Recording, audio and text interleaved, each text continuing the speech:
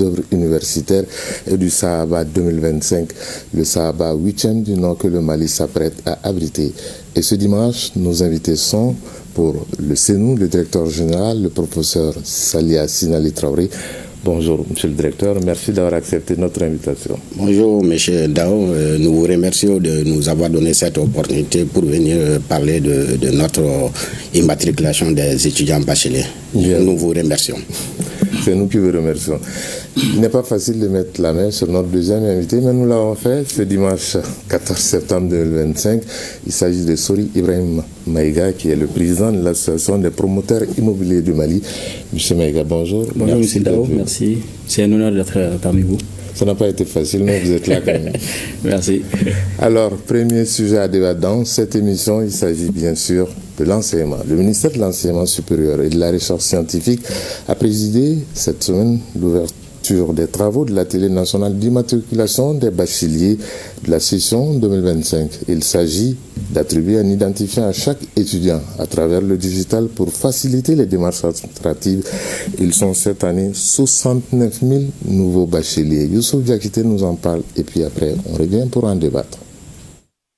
Le gouvernement du Mali est à pied d'œuvre à travers le ministère de l'Enseignement supérieur et de la Recherche scientifique pour l'amélioration de la qualité de l'enseignement supérieur dans toutes ses composantes.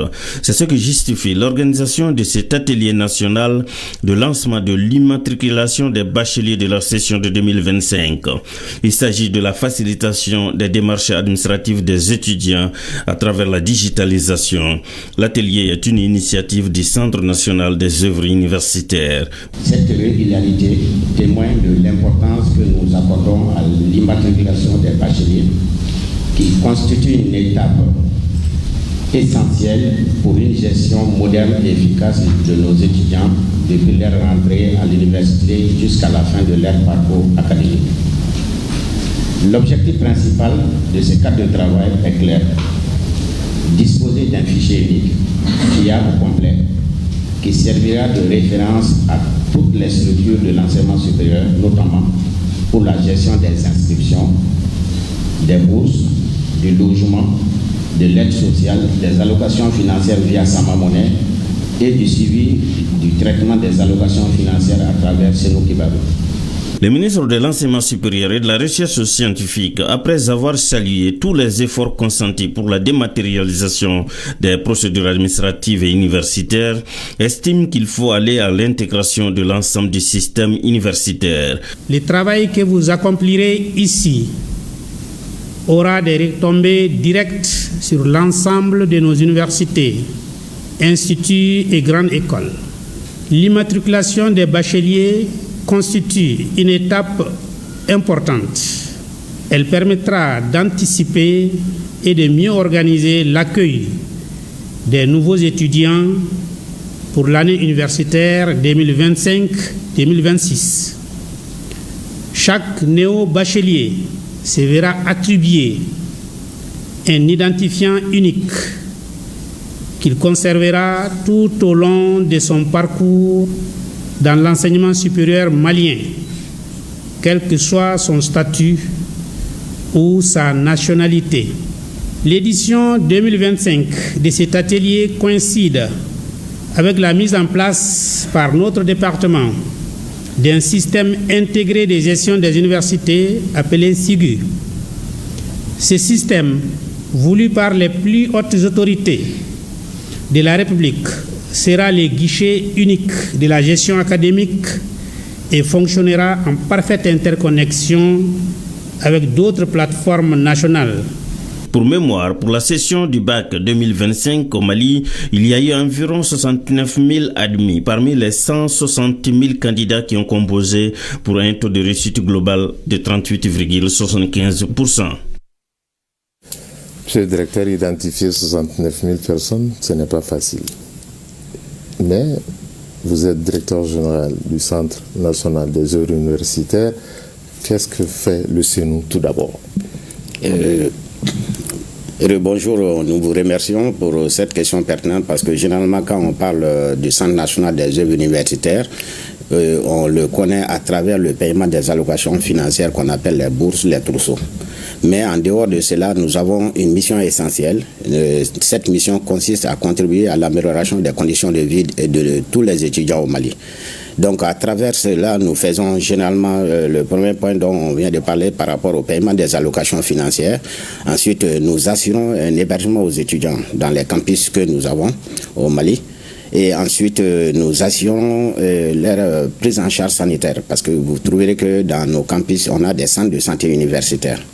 Et en plus de cela, nous facilitons le transport des étudiants parce que nous avons un parc automobile pour assurer en fait leur déplacement des résidences comment on appelle, aux cours pour pouvoir prendre les cours dans les universités. Et ensuite, quand vous regardez, quand vous rassemblez les enfants, vous trouvez qu'il faut créer des conditions pour leur permettre de ne pas s'ennuyer après les études. Donc, nous faisons la promotion du sport, de la culture, des arts au niveau des universités. Et vous voyez que en prenant globalement, nous avons une mission encore plus large qui permet d'aller dans le sens de l'amélioration de leurs conditions de vie. Justement, cette mission plus large nous amène à parler de l'identification des nouveaux bacheliers cette année. Ils sont au total 69 000. Ce ne serait pas facile de les identifier. Comment procéder? Oui, effectivement, c'est cette identification qui est la première étape qui doit nous permettre de préparer la rentrée universitaire 2025-2026. Parce que quand vous prenez, en parlant d'abord de l'identification, vous verrez que on essaie de donner un identifiant unique à chaque étudiant qui va les suivre dans leur cursus universitaire. Ce qui doit permettre aux étudiants maintenant d'accéder au service des œuvres universitaires que je viens de citer. Parce que c'est ce qui va leur permettre d'avoir le paiement de leur bourse et d'avoir en fait l'hébergement, d'avoir une couverture sanitaire, d'être transporté, etc. Donc vous voyez bien que cette identification va se procéder. Cette identification, généralement, nous travaillons avec plusieurs structures, c'est-à-dire il y a en fait c'est un travail technique que nous appelons les institutions d'enseignement supérieur, les différentes universités, les grandes écoles. Ensuite il y a le Centre national des concours et examens et il y a comment on appelle la CPS, éducation, et tout ce qu'il y a comme structure qui contribue à aller dans le sens, parce que nous prenons le procès verbal du bac que nous avons, c'est avec ce procès verbal que nous traitons, nous essayons d'harmoniser et puis de le mettre dans le format qui nous convient pour pouvoir permettre à nos universités de procéder aux inscriptions des étudiants à travers la Direction générale de l'enseignement supérieur et de la recherche scientifique, où il y a le campus Mali qui permet de cela, de faire ça de façon digitale à distance. Et ensuite, après ça, cet identifiant unique leur permet maintenant d'accéder aux œuvres universitaires. C'est-à-dire les soins de santé, la bibliothèque. Exactement. Donc vous voyez bien que c'est la première étape qui va nous permettre d'aller vers ce qu'on appelle généralement les préinscriptions et avoir les œuvres universitaires. Et maintenant, après cela, quand on aurait fait tout ce travail, vous verrez que ça va permettre d'abord aux autorités universitaires de bénéficier justement d'un fichier unique avec fiable, qui est plus fiable d'ailleurs, et qui va nous permettre maintenant de procéder à ce travail pour pouvoir inscrire et puis payer les allocations financières des étudiants. Et vous remarquerez que ça a un avantage parce que simplement ça va nous permettre de pouvoir mieux gérer ses effectifs et de pouvoir éviter qu'il y ait des doublons et autres, parce que quand on a un fichier unique et on essaie de l'améliorer et puis pour aller vers un fichier plus fiable et qui nous permet de procéder et de faire des économies dans la gestion des étudiants. Au-delà du bac, c'est-à-dire les nouveaux bacheliers, est-ce que ces futurs étudiants doivent amener d'autres documents pour pouvoir conclure ou compléter cette identification? Vous savez, d'abord, si je prends par rapport à l'inscription que la Direction générale de l'enseignement supérieur charge, et en dehors de ça, si nous prenons spécifiquement par rapport aux missions du CNU, vous verrez que tout de suite après, pour préparer la rentrée, nous allons ouvrir dans les semaines à venir ce qu'on appelle la campagne de dépôt de demande de bourse. Parce que c'est important que pour que les nouveaux bacheliers sachent que obligatoirement ils doivent faire une demande. Et pour ce dépôt, ils vont avoir leur copie de bac, les relevés de notes, certificat de nationalité, tout ce qu'il faut comme documents pour pouvoir montrer qu'ils sont des Maliens. Et puis, ils vont faire ce dépôt de façon digitale avec leur téléphone à travers notre application qui est Mon Senou à domicile. Donc, et si vous déposez cela, ça veut dire que nous saurons que vous avez déjà déposé votre demande de bourse et qui va permettre maintenant à l'étudiant, la deuxième étape, obligatoirement l'étudiant doit aussi s'inscrire dans une institution d'enseignement supérieur au Mali public. C'est important dans une faculté. Justement, j'allais en venir. On a beaucoup d'universités privées. Est-ce qu'il y a une corrélation entre ces universités et le Centre national des œuvres universitaires par rapport à l'inscription? Vous savez, d'ailleurs, à l'occasion de la session d'immatriculation qu'on a eu à faire à Ségou, il y a le président de l'association des promoteurs privés des écoles qui nous ont rapprochés pour qu'ils soient là aussi. Parce que je crois qu'à la longue, on va aller vers une harmonisation globale qui fait partie des perspectives. Parce que quand vous regardez, dans la pratique, nous avons constaté, vous verrez qu'un étudiant, je prends un exemple d'une faculté quelconque au Mali, il s'inscrit dans une faculté, par exemple, de sciences économiques et de gestion. Et cet étudiant, qui est étudiant dans une école publique, identifié, et peut se retrouver aussi dans une école privée. Et il fait les deux cours. Mais quand vous regardez à la longue, avec la digitalisation, il serait important que nous puissions regrouper le tout, que notre direction générale de l'enseignement supérieur et de la recherche scientifique puisse avoir toutes ces données, parce que le problème même de diplôme de ces étudiants va se poser. Et avec tout ce que nous avons comme base de données autres là, on peut savoir que tel étudiant qui est immatriculé dans telle université se trouve aussi dans telle université, mais simplement il peut bénéficier de son droit de bourse quand il est dans le public. Mais à la longue, par rapport à la gestion même des diplômes et autres, donc ça pourrait permettre de les identifier dans ces écoles privées aussi, pour qu'il n'y ait pas de falsification ou autre problème que nous pouvons rencontrer. Donc ils nous ont sollicité, on les a conviés aussi à cet atelier d'immatriculation, le représentant des écoles privées. In fine, les deux vont pouvoir travailler ensemble. Monsieur Mega, à la lumière de tout ce que le directeur général du SENU vient de dire, qu'est-ce que vous pensez du Centre national des œuvres universitaires du Mali? Alors, je tiens à remercier l'URTM de m'avoir invité sur ce plateau. Donc, c'est avec un plaisir renouvelé que je vous remercie également. Alors, l'enseignement de l'éducation des enfants figure parmi les priorités de la population. Donc, moi, je pense que c'est les structures du CEA, il faut les renforcer. Il faut les renforcer par, la digitalisation. Peut-être d'abord créer une commission ad hoc, peut-être porter un jugement et voir un peu spécifier les problèmes et les troubles, et peut-être ensuite évaluer et faire des recommandations aux autorités. Alors, monsieur le directeur, aujourd'hui, quelles sont les difficultés auxquelles vous êtes confrontés justement par rapport à ces identifications ou toute l'année par rapport au SENU? Bon, de façon générale, vous savez que quand nous faisons ce travail, on peut dire qu'effectivement, il y a des difficultés que nous rencontrons. Et quand vous regardez un peu, si par exemple, on arrivait à avoir un fichier unique, on arrivait à avoir, même depuis le bac ou bien même les premiers examens comme le DF, si on arrive à avoir les numéros d'identification nationale, et sur, comment on appelle, dans le fichier, et ça peut nous permettre d'avancer très rapidement pour pouvoir garder, parce que très souvent on est confronté à des problèmes. Si on regarde notre base de données par rapport à la gestion des bourses, souvent on a des problèmes que nos services prennent en charge, les changements de date de naissance. Ça, qui est un problème national même si vous regardez aujourd'hui. Donc vous voyez bien que si on arrive à, depuis le bac ou bien comme je l'ai dit de DF, si on arrive à avoir cet identifiant unique, ça va nous permettre d'avancer très rapidement et de sécuriser davantage même notre état civil et de pouvoir même à la longue même mettre ces numéros sur le diplôme. Donc parce que ça va être un identifiant unique pour chaque Malien.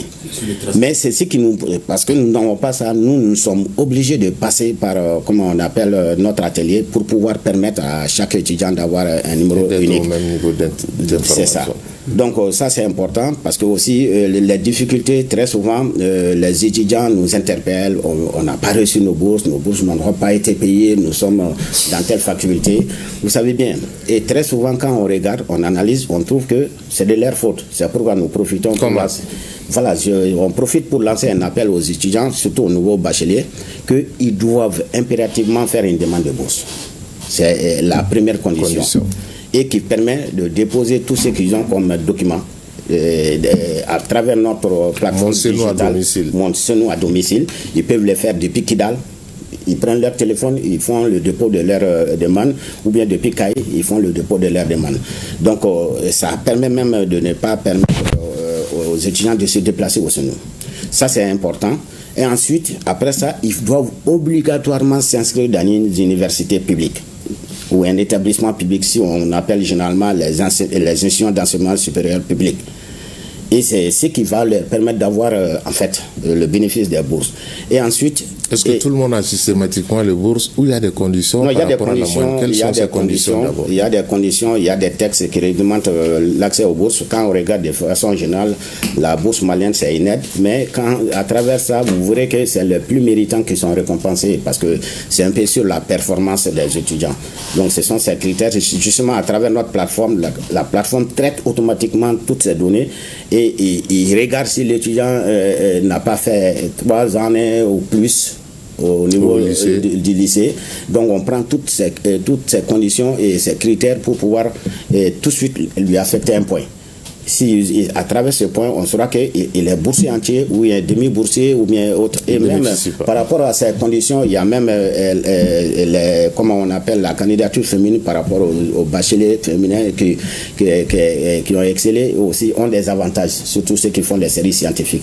Donc en réalité, nos critères sont des critères de performance et qui permettent d'avoir ces bourses. Et l'étudiant doit aussi, comme 3e condition, créer un compte Sama Money et qui va être comme un compte bancaire qui va le permettre le paiement. Uniquement Sama Money, parce qu'on a une convention qui depuis quelques années, c'est Sama Money qui paye les bourses. Donc nous traitons et puis voilà, ça va vers le trésor et qui fait le mandat pour être payé. Et c'est ce qui a fait que d'ailleurs, avec l'innovation qu'on a apportée pour pouvoir justement résoudre les difficultés, les problèmes que nous rencontrons, nous avons lancé en janvier 2025 une nouvelle plateforme. Et avec un simple message SMS que vous envoyez au 3600 avec votre numéro matricule, justement, c'est nous qu'on affecte. Et vous pouvez envoyer, par exemple, en mettant trousseau ou bien bourse, l'année 2000, par exemple 2024-25, et tout de suite, ça vous donne à quel niveau de traitement vous êtes. Et ça nous permet, nous d'abord, de savoir quelles sont les difficultés que cet étudiant rencontre, et de le prendre en charge. Et de l'autre côté, l'étudiant aussi saura que ce n'est pas seulement à cause du CNU, c'est parce que quelque part lui-même il n'a pas fait la demande de bourse. Outre les difficultés qu'on vient d'évoquer, quelles sont les perspectives pour le Centre national des œuvres universitaires à long, moyen et court terme?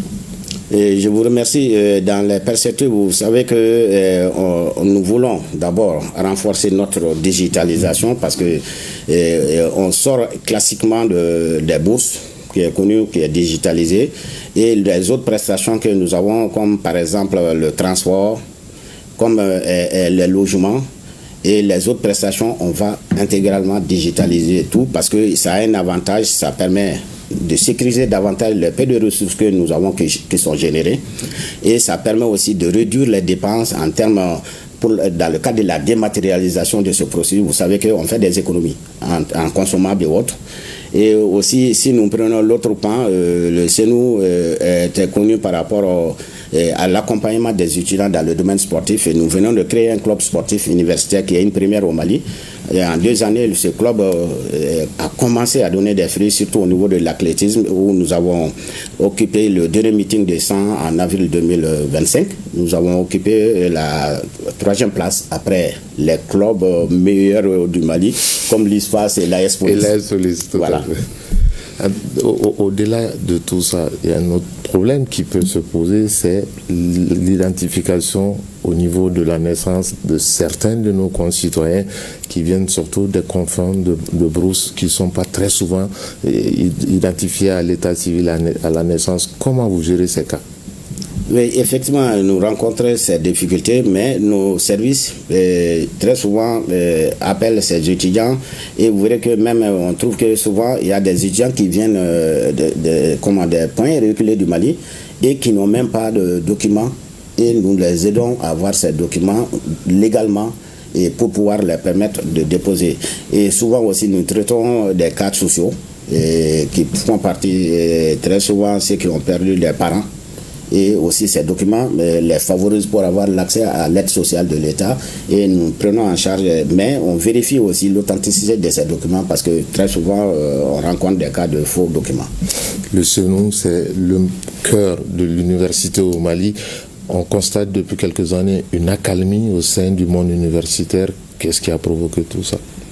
Oui, vous savez bien, je crois qu'il faut saluer l'accompagnement de l'État surtout, parce qu'on a donné une grande priorité à, comme on appelle, aux étudiants maliens pour leur permettre d'être dans les meilleures conditions. Quand vous regardez l'accalmie que nous avons, et je prends l'apport important de l'État. D'abord, en dehors du paiement des bourses, vous verrez que le logement, c'est comme presque gratuit, parce que le SENU, c'est comme à l'image, c'est comme un service social de l'enseignement supérieur. En réalité, tout ce que nous faisons, le SENU accompagne les étudiants. Et en prenant d'abord le logement, vous verrez que quand vous comparez par rapport aux autres pays côtiers du Mali, vous verrez que le campus, ça coûte très cher.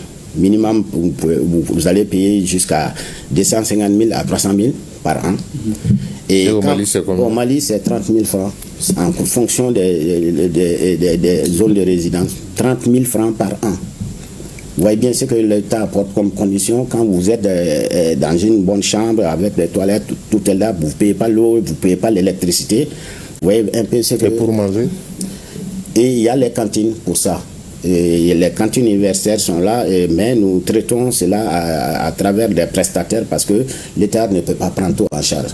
Eux-mêmes, ils prennent ça en charge, mais le cantine est là et ces cantines fonctionnent. Et quand vous prenez aussi le côté couverture sanitaire, vous voyez qu'on a des centres de santé universitaires qu'on a créés. Et là-bas, dans ces centres de santé, et nous procédons les premiers soins, tout est gratuit. Tout est gratuit. Mais nous voulons sortir progressivement de ça parce que nous avons lancé un nouveau produit qui est très important aujourd'hui, qui est l'assurance maladie volontaire. Nous voulons que les étudiants adhèrent à cette prestation qui va permettre de procéder par le tiers payant, c'est-à-dire l'étudiant prend en charge seulement, même s'il y a des actes médicaux ou autres là, consultations, et même prendront en charge ce qu'on appelle les 30%, les 112% sont pris en charge par le SENU à travers l'assurance. Donc ça va nous permettre de sortir un peu de cette difficulté par rapport à la gestion comme on appelle, des services de santé. Monsieur le directeur, le Mali c'est aussi les Maliens de l'extérieur. Et ces Maliens de l'extérieur qui veulent venir étudier au Mali, comment ils procèdent alors? Effectivement, quand vous regardez, il y a des Maliens de l'extérieur qui viennent, qui ont le bac ailleurs. Quand ils viennent, ils sont immatriculés aussi parce qu'ils viennent et ils font quand ils sont pas sur notre fichier. C'est ce qui est clair qu'il y a une difficulté. Mais on leur donne la possibilité, on les immatricule aussi. En dehors de ça, on leur donne un numéro d'identification unique malien avec les actes légaux, et en ce moment, ils vont bénéficier des œuvres universitaires, comme le logement, comme les bourses, etc. Donc les Maliens de l'extérieur aussi sont pris en compte dans ce système. Dans tout ce système, l'étudiant au cœur du système, quel appel à l'endroit des étudiants pour faciliter le travail de SENU et tout ce que l'État est en train de fournir comme effort? Bon, l'appel que nous voulons lancer, on profite de votre plateau pour demander aux étudiants, surtout aux bacheliers, ceux qui viennent d'être admis, la campagne de demande de bourse que nous allons ouvrir prochainement. Nous souhaiterons que les demandes soient faites obligatoirement par tous les étudiants. Parce que tant que vous n'avez pas fait de demande, vous ne pouvez pas prétendre avoir une bourse. Après avoir fait cette demande, nous demandons aux étudiants aussi de s'inscrire dans les institutions d'enseignement supérieur public. C'est important, public. Public, c'est important parce que c'est quand vous êtes dans le public que vous bénéficiez de cette bourse. La demande est là et publique, et ce sont ces noms que les institutions vont nous envoyer, que nous traitons pour pouvoir commencer le processus de traitement des allocations financières comme les trousseaux, les bourses. Et ensuite, pour être payé, il faut avoir un compte Sama Money. Ils doivent aussi créer un compte Sama Money qui va nous permettre aussi d'assurer leur paiement. Donc nous insistons beaucoup sur ces 3 éléments pour appeler nos nouveaux bacheliers à aller vers cette démarche qui va leur permettre de bénéficier de l'apport important que l'État leur donne en termes d'accompagnement pour être des excellents dans nos universités. Et ils sont 69 000 bacheliers cette année 2025 qui doivent être identifiés par le Centre national des œuvres universitaires du Mali. Je vous le disais en début d'émission que nous avons choisi cette semaine de parler de 2 thèmes. Après le nous allons nous tourner vers l'immobilier, même si le CNU gère aussi l'immobilier. Avec le Sahaba 2025, le compte à rebours a été lancé pour la 8e édition de ce salon de l'habitat du Mali. Les grandes lignes de l'événement ont été dévoilées au cours d'une conférence de presse au ministère en charge de l'urbanisme et de l'habitat, point de presse suivi par Moussa Kamara. Quand l'accès au logement devient une urgence nationale, chaque rendez-vous compte et celui du Sahaba 2025 s'annonce comme un moment clé. Plus qu'un simple événement, le Salon de l'habitat de Bamako entend se positionner comme une vitrine de solutions concrètes, mêlant savoir-faire local, innovation technologique et engagement citoyen. C'est un cadre d'échange entre les acteurs du secteur pour partager les réflexions, enfin de créer une synergie pour donner des résultats convergents et les proposer aux autorités. Le salon, nous servons d'indicateurs pour les autorités pour une meilleure prise de décision en matière de politique de l'habitat. C'est aussi un lieu qui permet à la population, surtout parce que c'est en fin de compte c'est eux les bénéficiaires, qui puissent venir s'approprier des programmes immobiliers, des promoteurs, des solutions, des nouveaux concepts, des innovations. Prévu du 9 au 11 octobre prochain, Sahaba 2025 réunira un large éventail d'acteurs, promoteurs immobiliers, urbanistes, architectes, institutions publiques et citoyens. Tous se retrouveront autour d'un programme riche et varié. Les activités les plus importantes que les gens attendent dans ces salons, beaucoup auront des logements et à moindre coût. Parce que nous serons avec des partenaires financiers qui sont prêts non seulement à financer l'habitat et à les accompagner pour l'acquisition de ces habitats. Donc ça, c'est la chose la plus importante. Et comment les apprendre à construire mieux et à économiser et à avoir un respect de l'environnement. La crise urbaine au Mali n'est plus perçue comme une simple difficulté sociale. Elle est désormais un véritable défi de développement étroitement lié à la stabilité économique et sociale. C'est dans ce contexte que Sahaba 2025 ambitionne de transformer les discours en actions concrètes avec des solutions adaptées aux réalités locales. Cette année, le salon se tient sous un thème à la fois pertinent et interpellateur. Et ce thème, c'est résilience face aux crises urbaines. Il est porteur de sens et d'urgence. Il devient impératif de réfléchir et d'agir collectivement pour développer des solutions adaptées, innovantes et durables. À un mois de l'ouverture, les attentes autour de Sahaba 2025 sont particulièrement élevées, aussi bien du côté des professionnels que des citoyens. Le salon se veut le point de départ d'une nouvelle dynamique tournée vers l'inclusion, la durabilité et la résilience urbaine. Justement, Moussa Kamara, c'est pour mieux comprendre et savoir quelles sont les attentes des Maliens par rapport à ce salon que notre deuxième invité de Actuebdo de ce dimanche est Sori Ibrahima Maïga. Il est le président de l'association des promoteurs immobiliers du Mali. Il a un MBA en Sciences Po en politique et management de développement potentiel Afrique, HEC Paris en management de stratégie, chevalier de l'Ordre national du Mali, président de l'association des promoteurs immobiliers du Mali, vice-président du Conseil national du patronat, premier vice-président de la Fédération des promoteurs immobiliers de l'Afrique de l'Ouest. Avec toutes ces casquettes, on a eu du mal à mettre la main sur lui. En tout cas, encore une fois, merci M. Maïga d'être là avec nous. C'était un honneur pour moi d'être parmi vous aujourd'hui. Tout d'abord, c'est quoi l'APIM? Alors, l'APIM, en 1992, avec la Constitution du Mali consacre, au même titre que la santé, l'éducation, le loisir, la culture, que le logement est un droit pour tous. et que c'était un devoir de l'État. Donc pour accentuer cette politique, l'État a adopté la stratégie nationale du logement en 1996 via le partenariat public et privé pour venir mettre en exergue la profession de la promotion immobilière. Donc en 1999 fut créée la loi 99-40 régissant la promotion immobilière. Donc cette loi stipule que la promotion immobilière consiste à réaliser ou à faire réaliser des travaux à caractère d'urbanisation et consacrés à l'habitat ou à l'aménagement. Donc, compte tenu de tout cela, les acteurs du secteur se sont réunis en vue d'essayer de résorber leurs difficultés et de parler de la même voix. Donc, on a vu créer la PIM, l'Association des promoteurs immobiliers du Mali, en 1999. Donc il y a une vingtaine d'années. Et justement, 20 ans après, quand on vous demande de faire un peu l'état des lieux de l'immobilier au Mali. Ok. Donc, avant de répondre à votre question, donc, je vais vous parler un peu de l'organisation de la PIM. Donc, la PIM est gérée par deux organes. D'accord ? Il y a l'Assemblée générale et puis il y a aussi le bureau exécutif. Donc, l'Assemblée générale réunit tous les acteurs de la promotion immobilière, tous les membres. Aujourd'hui, nous comptons 118 entreprises au Mali. Ça, c'est du lourd et du costaud. Ouais, c'est ça. Des plus grands aux plus petits, donc voilà. De toute façon, tout le monde est au même piédestal. Donc l'Assemblée générale va corriger, va dicter, va orienter les décisions de l'association. Et le bureau est composé de 12 membres qui est élu par l'Assemblée générale qui viendra assurer la gestion quotidienne. Pour combien d'années ? Pour 5 ans. 5 ans. Le temps d'un mandat. Le temps d'un mandat. Et l'état des lieux de l'immobilier au Mali, où en sommes-nous ? Alors,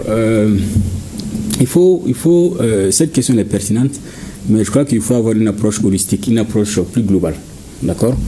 Vous savez qu'avec la démographie galopante, elle a contribué de façon incontestable à la création de grandes villes, des métropoles, des capitales où vivent des millions d'habitants.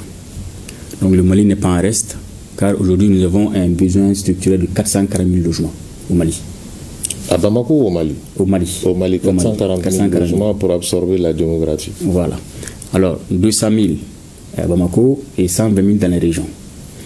Bon. Ces informations relèvent de la stratégie nationale du logement de 1996. Donc, encore. Donc, si on se rend compte avec la démographie, avec un taux de croissance de 3,3% de la population, on se rend compte que rapidement on peut reconsidérer ces chiffres-là. Donc aujourd'hui, on peut revoir ces chiffres-là. 2 à 3 millions de logements. 1,5 million de logements, et il faut au moins 82 000 logements qui soient construits chaque année pour que la courbe ne continue de creuser. Est-ce qu'on a les moyens de construire ne serait-ce que 50 000 logements par an? Alors bon, il y a eu des initiatives, il faut le dire. L'État malien est quand même un modèle qui inspire beaucoup d'autres, parce que nous sommes pratiquement les seuls pays au monde, en tout cas en Afrique, qui permet de mettre à disposition des logements à la population. Le programme des logements sociaux. Voilà, et l'État prend pratiquement 50% des charges de ces logements. Parce que généralement, les logements coûtent dans les 30 millions et l'État prend la moitié. Donc ça, c'est jamais vu, sauf un peu en Algérie. Donc nous, justement, la PIM, en tant qu'acteur majeur de la profession, notre ambition, c'est de voir comment est-ce qu'on peut améliorer la qualité de vie des Maliens et comment faire loger le maximum de Maliens dans un environnement sain et sécurisé. En tenant compte de tous ces aspects-là, parce qu'il faut le dire que le logement est un levier puissant pour la cohésion sociale et la stabilisation de la population. Mais souvent, très souvent, on dit que le financement du logement est un investissement sans retour. Si on vous pose cette question. Dans quel sens? Dans le sens où on met de l'argent, mais on ne récupère pas. Bon, cela dépend des marchés. C'est-à-dire qu'aujourd'hui, ça, ce n'est pas dû au logement en tant que tel. Vous savez, une économie est basée sur diverses stratégies. Mais de toute façon, je vais en venir tout à l'heure dans le développement, surtout le Sahaba est là pour ça. Voilà. Donc la démographie toujours crée des disparités, d'accord, dans les régions et a des conséquences dans les zones de départ et les zones d'accueil. Notamment les zones de départ. Aujourd'hui, on assiste à un développement des zones rurales, profond, oui. Voilà, et la baisse de la production agricole, l'immigration des mêmes braves vers la capitale. Rural, voilà, et les conséquences dans les zones d'accueil, c'est la construction incrémentale. La démographie galopante. Voilà, il y a aussi l'instabilité, il y a la disparité, il y a la ségrégation sociale, il y a les litiges fonciers, il y a les spéculations foncières, il y a surtout l'étalement incontrôlé des villes, donc qui crée énormément de problèmes, surtout dans le domaine sanitaire. Monsieur le directeur, professeur Salih Yassine Ali Traoré, le président de l'APIM vient un peu de présenter sa structure, comment le Mali se présente sur le plan du logement et de l'urbanisation. Quelle est votre réaction par rapport à ça? Je vous remercie. Effectivement, je crois que l'APIM a un grand défi à relever parce que quand vous regardez un peu les chiffres donnés par M. Maïga et puis on voit la réalité en face, on trouve que le besoin est très énorme. Et en termes de logement, parce que quand vous regardez de façon générale, il y a eu des efforts, parce que j'ai suivi ce problème un peu de près quand j'étais à l'époque conseiller technique au niveau du ministère des Maliens de l'extérieur et de l'intégration africaine. À l'époque, il y avait une forte demande aussi de notre diaspora par rapport à l'acquisition des logements. Mais quand on regarde de façon générale, on trouve qu'il y a des efforts qui ont été faits. D'abord, pour les Maliens de l'intérieur, avec tout ce qu'il y a comme programme de logements sociaux et autres. Et aussi, les demandes étaient à l'époque énormes au niveau des Maliens de l'extérieur. Je ne sais pas maintenant comment ou quelle solution vous avez trouvé pour faire face à ces besoins énormes aussi de cette diaspora qui était là à l'époque et qui avait même fait des propositions de programmes immobiliers et qui avait travaillé avec, comment on appelle, l'APIM. Et aussi, les Maliens de l'extérieur ont participé à beaucoup de forats par rapport à l'immobilier avec l'APIM et avec, comment on appelle, tous les services qui sont concernés par rapport à ça. Avant de répondre à cette question, M. Maïga, le CENU et l'APIM, une collaboration en vue, au vu de tout ce qu'ils viennent de dire? Bon, en fait, c'est possible parce que si vous regardez, le CENU aussi travaille sur l'immobilier, comme vous l'avez dit, parce que nous sommes chargés du logement comment on appelle, des étudiants. Et nous avons des problèmes, comme on appelle généralement, pour les loger. Mais avec l'État, on est en train, par exemple, de construire l'université de Sikasso, qui va être, en fait, quand on regarde en termes même de logement, ce que nous allons avoir, qui est estimé environ à 20 000. Lits à Sikasso, à l'université de Sikasso. Mais quand vous regardez le campus de Balabour, et nous avons des logements là-bas et le campus de Kabbalah, qui est très moderne. Et nous avons environ 4080 lits et 4 bâtiments. Donc vous voyez qu'on a des similitudes en termes de gestion des défis. Et quand vous regardez cela, très souvent, le CENU avait été sollicité, j'ai vu dans les archives, par des opérateurs immobiliers, justement, pour pouvoir donner leur appui pour la construction, en fait, des campus. Où en sommes-nous au niveau de l'appui? Je n'ai pas connaissance de ce dossier, mais ce qui est sûr, effectivement, vu les besoins des logements des étudiants, je pense que c'est bien de réfléchir sur comment mettre en place peut-être une commission ad hoc pour voir un peu qu'est-ce que l'État et puis le promoteur peut mettre en place pour justement résoudre ce problème-là. C'est-à-dire que de créer un cadre de concertation, un partenariat plus privé pour que justement on puisse gérer ce problème-là. Parce que bon, les ressources publiques ne suffiront jamais. Avant la mise en place de ce partenariat, on va évoquer Sahaba 2025 qui va se tenir très bientôt ici à Bamako, dans notre capitale. Ce sera la 8e édition. Tout d'abord, c'est quoi le Sahaba? Donc le Sahaba, c'est le salon de l'habitat de Bamako. Alors le Sahaba traduit, si vous voulez, ces idées-là que je viens de citer auparavant. Alors le Sahaba, c'est une vitrine, d'accord, qui vient, une sorte de plateforme, d'accord, qui permet de faciliter la mise en relation, d'accord, des acteurs du secteur, de la population vers justement les professionnels, C'est une vitrine de B2B. La première édition s'est déroulée en 2006, d'accord, il y a une vingtaine d'années. Et la dernière, c'était en 2023, où justement le thème c'était sur les villes durables, enjeux et perspectives. Donc cette année, le thème c'est sur la croissance, c'est sur la résilience face aux crises urbaines. Donc on essaie de traiter à chaque édition des sujets majeurs, des sujets préoccupants, des enjeux auxquels on fait face pour essayer d'anticiper justement à ces problématiques-là. Le président de la commission d'organisation, M. Djibril Coulibaly, a annoncé dans le reportage de Moussa Camara que tous les Maliens auront un logement. Vous garantissez ça ici? Bon, en tout cas, ce qui est sûr, nous œuvrons pour cela parce qu'il faut comprendre que le sabbat, il y a différents volets. Effectivement, il y a les volets mis en relation. C'est-à-dire qu'on est là pour réfléchir ensemble avec tous les acteurs, créer des cadres de concertation permanents, pour faire des recommandations justement sur ces problématiques-là. C'est le lieu effectivement, d'accord. D'ailleurs, je profite sur votre plateau de faire un appel à toute la population, d'accord, à tous les demandeurs, les industriels qui viennent participer, qui viennent prendre part à cet événement exceptionnel, parce que ça leur permet de connaître, ça leur permet assez qu'on prenne en compte leurs préoccupations, les acteurs qui sont là-bas. Ils seront en relation directe avec les banques, les assurances, les structures de garantie et les industriels. Ils verront les programmes immobiliers innovants, les programmes immobiliers qui sont d'actualité et ça les permettra également aussi de voir des innovations en matière de construction. Ce n'est pas que ça. Alors, il y a aussi le volet... Avant d'évoquer ce deuxième volet, le Malien moyen qui va au salon, qui a envie de construire sa petite maison, entre guillemets, pour se caser, comment il fera avec ses moyens maigres? Justement, je vais en venir tout à l'heure parce que, vous savez, le logement au Mali, pour qu'on puisse trouver une solution à cette problématique-là, il faudra que nous passions, comme je le dis très souvent, à construire des résidences durables, d'accord, pour faire face aux chocs extérieurs et assurer notre souveraineté. Je vous donne un exemple. Vous savez que 60% des intrants qui rentrent dans le processus de construction de logement proviennent des ports de débarquement de la Côte d'Ivoire ou du Sénégal.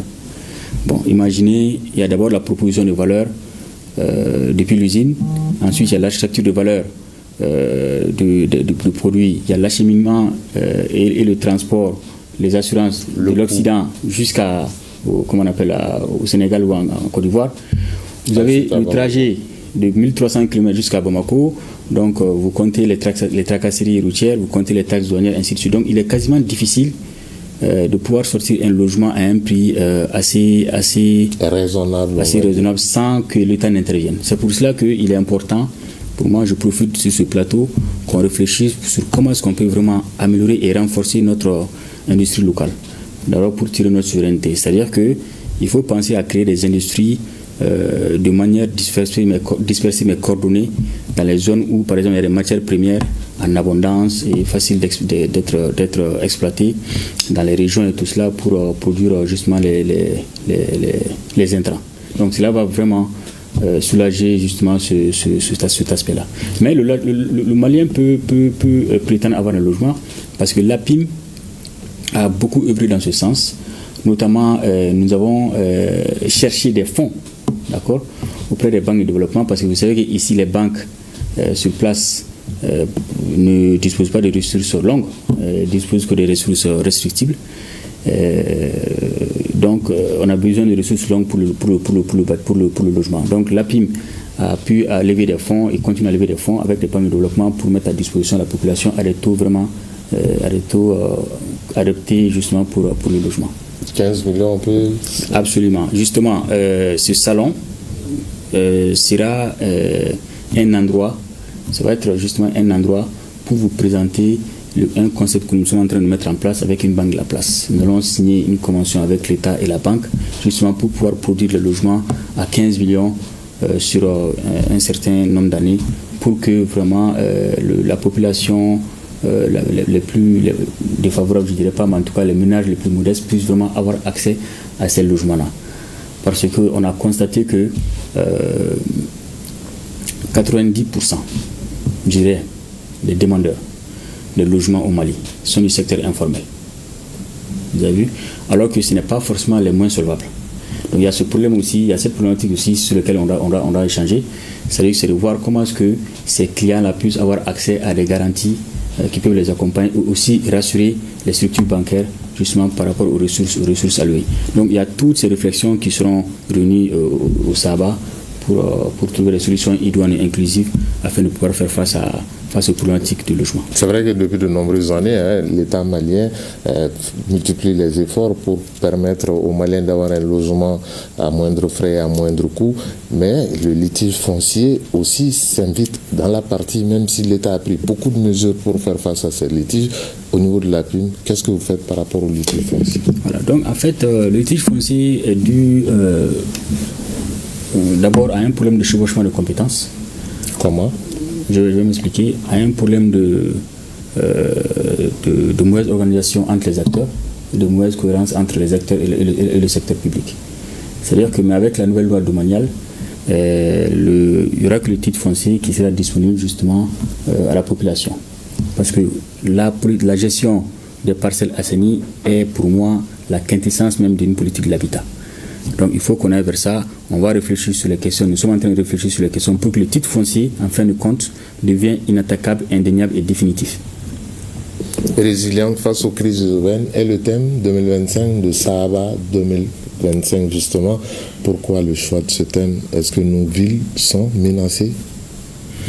Je ne dirais pas que nos villes sont menacées, mais en fait, l'Afrique comme le Mali, on fait face à un défi, c'est-à-dire que c'est le doublement de notre population, mais le triplement de notre population urbaine.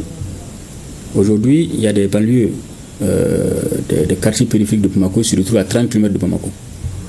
Vous avez vu? Et avec cette tendance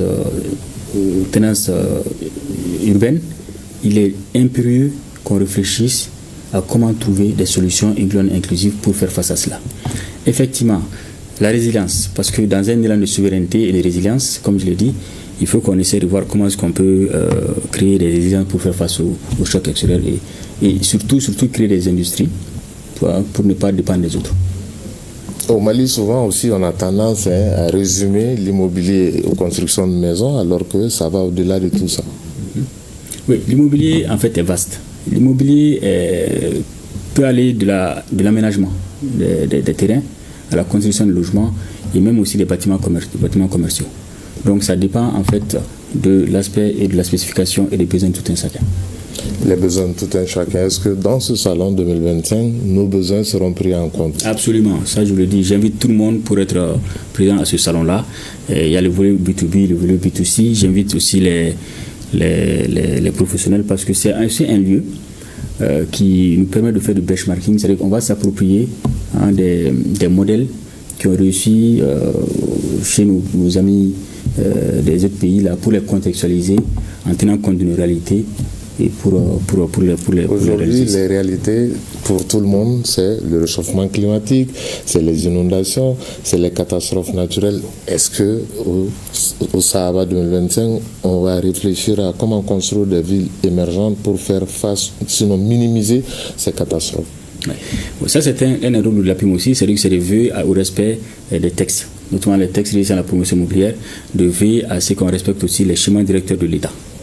D'accord? Donc ce problème de problème climatique, effectivement, cette année le Sahaba s'inscrit dans un cadre assez particulier parce qu'on va faire le salon dans un mois, le mois d'octobre, qui est célébré par l'ONU Habitat comme la journée de l'habitat. Donc c'est l'occasion pour promouvoir les villes durables, d'accord, les impacts de climat, les impacts de l'immobilier sur le climat, l'éducation financière, l'accès aux infrastructures de base, santé, électricité, tout cela.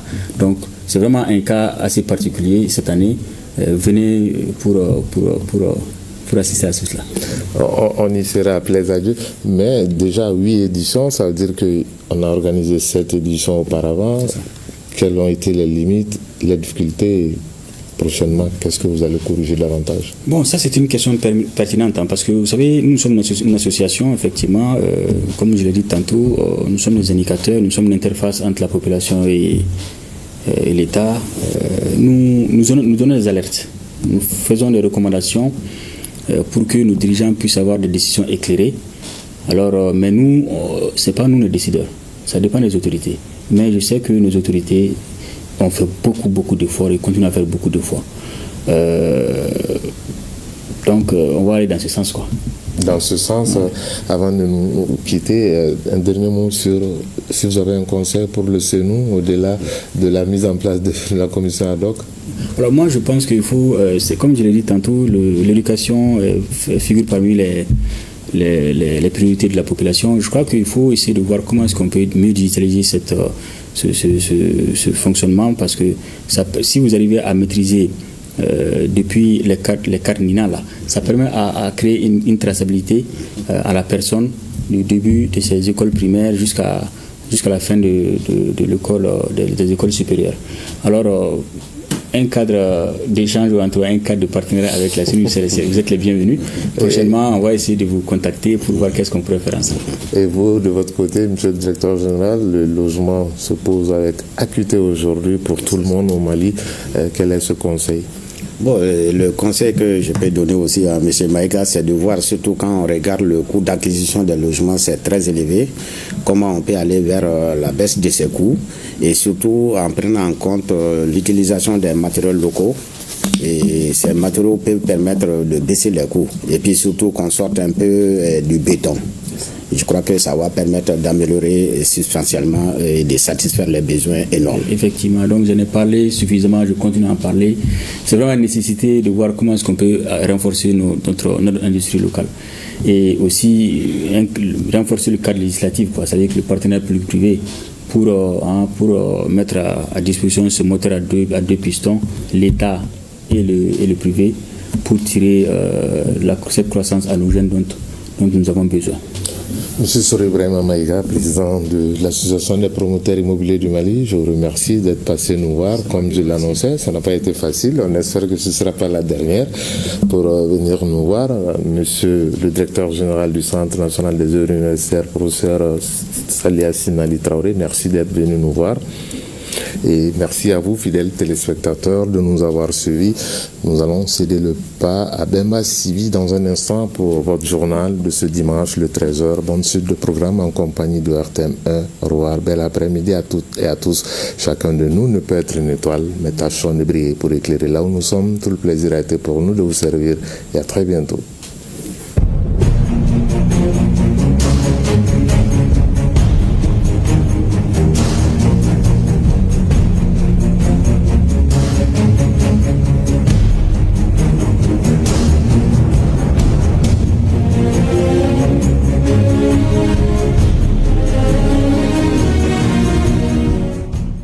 De l'aube, alors que tous les Maliens dorment encore, nos défenseurs se préparent.